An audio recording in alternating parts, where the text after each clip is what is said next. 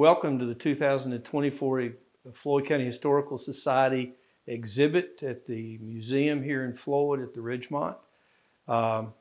It's based on music of the mountains, and particularly music of the county of Floyd and surrounding areas. We've got a little bit from Metazodan to Air Point and back to Dougspur in this collection. And the first item you're looking at here is this Victrola. Right now it's got an album by Charlie Poole, Coming Up Shooting Creek, which he did fairly often from down in North Carolina. And of course, this is a workable model that we use to demonstrate for the kids some of the technology that they would have had 100 plus years ago to play their music.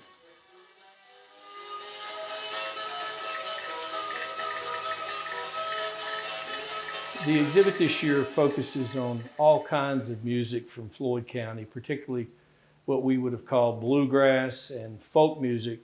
One of the major pieces of this is the cabinet to my left. These are fiddles and a mandolin that were made, and in the case of the mandolin, sometimes played by Arthur Connor.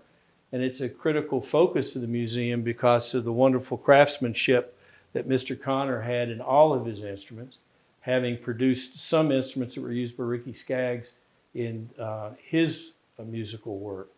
And of course, what we're trying to do here is talk about how music affects the lives of people in the community, adds to their ability to enjoy life, and the emotional benefits and things that come with music in the community. This is a drawing of Mr. Connor working in his shop. This artwork was done by and produced by Willard Gayhart, who also is a wonderful musician and a member of the certain Hall of Fames and the kind of music we're talking about down in North Carolina. In this cabinet next to the Sammy Sheeler banjo is a guitar that was carried by Harry Harmon, who was a World War II veteran. He carried it throughout Europe, and he's got all the places listed that he was at during the European theater in Belgium, Holland, Switzerland, Austria, Germany, and France, and then in big bold letters, homebound.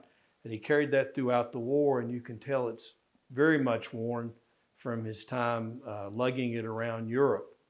But it's one of our prize pieces, and it's presented as courtesy of Ewell Hodges and Linda Hodges, who were related to him and have taken care of that guitar for these many years since Harry's death in year 2000. These canisters are Edison canisters that go on this Model D cylinder phonograph. And this particular one is My Country 'Tis of Thee. The phonograph is not yet working. We're hoping one day to do that. But we have a collection that had been provided to us of about a dozen of these canisters. And you can see that's what they look like. I look forward one day to hearing one of them. In this cabinet, a couple of albums from blind Alfred Reed, who was born here and moved to West Virginia later in life. He learned to play his instruments and things here in Floyd. He actually is a member of the West Virginia Hall of Fame. These were, like I said, a couple of his albums, or songs anyway, because they weren't albums. I Mean to Live for Jesus, which is the back record, and then Why Do You Bob Your Hair, Girls, which is a 1934 hit. Mr. Reed was born blind, and apparently it was a genetic defect inside the family because he was one of several of the children that were born here in Floyd that were born blind. And he spent his life blind. And even though he's a member of the Hall of Fame in West Virginia, he died of starvation on the streets as a very poor man at the end of his life, even though his music has been played by many, many people over the years, including an album that was cut by Ry Cooder in the 1970s. One of the reasons that he was in poverty towards the end of his life was that the state of West Virginia passed a law not allowing blind musicians to play on their streets. And of course, a lot of his income towards the end of his life had been made playing his music on the various streets of the places that he lived. And one of the other neat stories here in the museum and in part of the display are the story of Carrie Dobbins and Maud Howard. Carrie Dobbins wrote this waltz here in Floyd at what is now Glen Anna, entitled Blue Ridge Echoes. They were waltzes, and she composed them in honor of her daughter Maud. Maud, who later became Maud Howard, wrote Sunrise on the Alleghenies for her daughter Gretchen. And it's a neat story. We don't think about waltzes and things being written here in the community, but they were certainly part of the musical scene at that time. And just about every house around here in town had some form of piano or organ to play, pump organ, where they would play a lot of music like this. And this predates a lot of what we have in the records here in terms of bluegrass or folk music. So it was some of the earliest music we actually have is sheet music here in the county. One of the things I did want to point out today is this fiddle that's to my left in the cabinet here.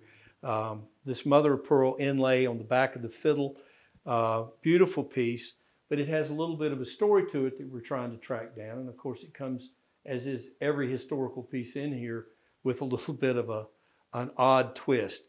This fiddle was presented to us by Tom Melton through one of our members, Dale Moran. And Mr. Melton received this fiddle from a gentleman we think by the name of Unger up the Shenandoah Valley from Winchester. We know that it's a Virginia fiddle. We know it's from the Winchester area, but the backstory is that this was a fiddle that was played in a band that was fronted by Patsy Cline during some of her early music. And we're trying to track that down. So come by, take a look, and give us your opinion on whether or not it could be possible that Patsy Cline had a part in the history of that fiddle.